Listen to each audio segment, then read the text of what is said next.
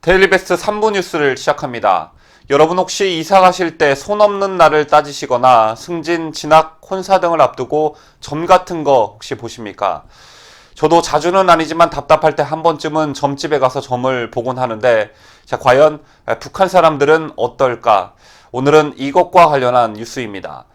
지난 2일 오전 북한 양강도 해산시 해산 경기장에는 200~300명의 북한 주민이 모여 있었다고 합니다.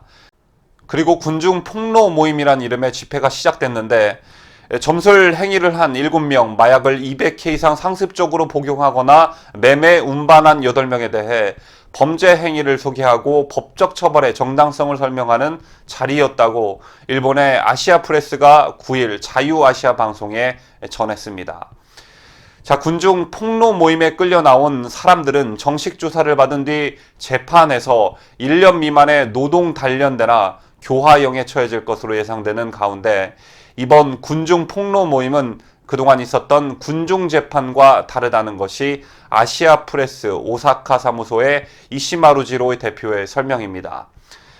군중 폭로 모임은 죄를 지은 사람에 대해 어떻게 처벌했으면 좋겠는지를 군중에게 물은 뒤에 체포하는 형식인데, 과거에도 가끔 있었지만 이처럼 대규모는 아니었다라는 것입니다. 이와 관련해 이시마루 지로씨는 북한에서 군중재판이라 하는 공개 재판이 있다는 것은 잘 알려졌다. 이번에 군중 폭로 모임이라는 것을 처음 들었는데, 공개 재판처럼 해산 경기장에 200~300명을 동원해 진행됐다는 소식이 있었다. 탈북자 말에 따르면 비슷한 모임은 있었지만 이번에는 규모가 큰 것 같다. 그만큼 주민에 대한 경고, 질서 유지에 의한 강한 의사 등을 보여주기 위한 본보기 모임이 아닌가 싶다고 말했습니다.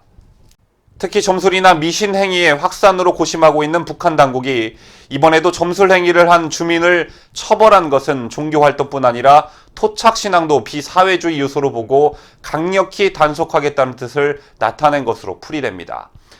탈북자에 따르면 미신 행위는 돈벌이, 개인주의와 관련이 있다고 합니다. 1990년대 고난의 행군으로 사회적 불안이 확산되면서 미신 행위가 성행했는데, 지금은 이사할 때 손 없는 날을 따지거나 간부들의 승진, 대학 진학, 심지어 경찰이 도둑을 잡을 때도 점을 볼 정도라고 합니다. 또 장사에 나가는 날 운세를 확인하거나 투자 분야 경제 전망에도 점쟁이에 의지할 정도인데, 점을 보는 비용이 한 번에 10위안에서 많게는 100위안에 이른다는 것이 양강도 현지 주민의 설명입니다. 북한 당국은 미신 행위를 자본주의 황색바람으로 규정하고 이를 단속해 왔는데, 각박한 생활과 미래에 대한 불안감으로 점술과 무속신앙에 대한 의존도가 커지고 있다는 것이 탈북자와 현지 주민의 설명입니다. 인권행사 참석을 위해 워싱턴 DC를 방문한 북한 인권단체 나우의 지성호 대표는 9일 자유아시아 방송에 사회주의 체제를 제대로 운영하지 못한 북한 당국이 그 책임을 비사회주의 단속이라는 이름으로 북한 주민에게 돌리고 있다고 말하고 있습니다. 다음은 지성호 대표의 구체적인 설명입니다.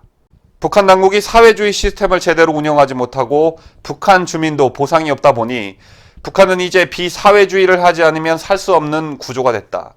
이제 북한은 장사하지 않으면 살 수 없고, 북한 당국이 더욱 고삐를 조이는 이유는 북한 주민의 정신적 해해를 막기 위해서라고 본다.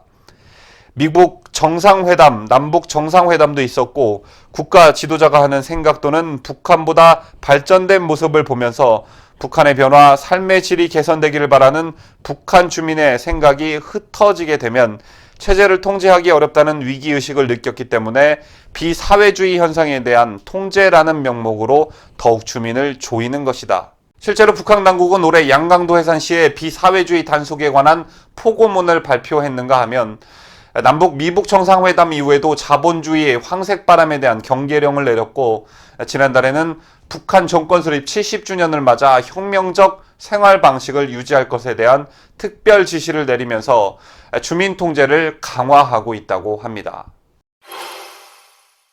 뉴스를 마치면서 프란치스코 교황이 북한을 방문할 가능성이 있다는 보도가 나왔습니다. 김정은이 교황을 평양으로 초청할 뜻을 밝혔다는 것인데, 이를 문재인이 전달할 예정이어서 문재인이 김정은의 대변인이 아니냐는 논란이 있었습니다. 자, 실제로 지난 9월 말 문재인이 유엔을 방문한 후 미국 블룸버그가 한국의 문재인 대통령이 유엔에서 김정은의 수석 대변인이 되다라는 제목의 기사를 게재한 바 있습니다. 이 기사에서 블룸버그는 김정은이 유엔 총회에 참석하지 않는 동안 그에게는 사실상 대변인처럼 칭찬하는 사람이 있다. 자, 바로 문재인이다라고 보도했었습니다. 자, 그런데 점을 보는 것과 같은 토속 신앙마저 통제되는 북한에서 교황이 북한을 간다고 한들 무슨 소용이 있겠느냐라는 생각이 드는 것은 비단 저뿐만은 아닐 거라 생각합니다. 자, 그리고 박근혜 대통령과 문재인의 대북 정책과 관련하여 가장 큰 차이점을 꼽으라면, 자, 박근혜 대통령은 북한 주민을 대변하려고 애를 썼고, 현재 문재인은 김정은 정권을 대변하려고 애를 쓰고 있다는 점이 아닐까 생각해 봅니다.